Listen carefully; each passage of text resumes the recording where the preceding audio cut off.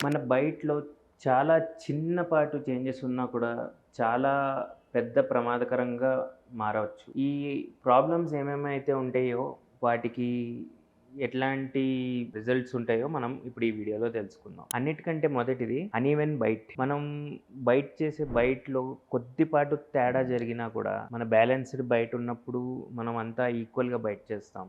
కానీ ఒక సైడ్ ఎత్తు, ఒక సైడ్ తక్కువ ఉన్నప్పుడు ఆ సింగిల్ బైట్ చేంజెస్ మూలంగా మన పళ్ళు విరిగిపోవడం గానీ, క్రాక్స్ రావడం గానీ, మొత్తం అరిగిపోవడం గానీ జరుగుతాయి.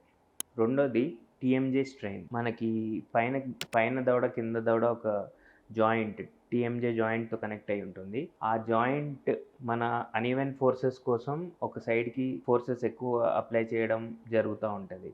దాని మూలంగా మీకు టీఎంజే జాయింట్ పెయిన్ రావచ్చు. మూడోది మీకు మజిల్ ఫెటిగ్ వచ్చే ఛాన్సెస్ ఉంటాయి. ఈ అన్‌ఈవెన్ బైట్ మూలంగా ఆ ఫోర్స్ కాంపెన్సేట్ చేయడానికి మీ మజిల్స్ అన్నీ ఆ ఎక్స్‌ట్రా స్ట్రెయిన్ తీసుకుంటాయి. దాని మూలంగా మీకు కన్సిస్టెంట్‌గా హెడేక్స్ రావడము, టూత్ పెయిన్ రావడము, మజిల్ పెయిన్ రావడము జరుగుతుంది. నెక్స్ట్ వచ్చేసి ఓరల్ హైజీన్. మీరు ఈ బైట్ సరిగ్గా లేకపోయేటప్పటికి 100% సరిగ్గా బ్రష్ చేయడం గానీ, ఓరల్ హైజీన్ మెయింటైన్ చేయడం గానీ పాసిబుల్ అవ్వదు.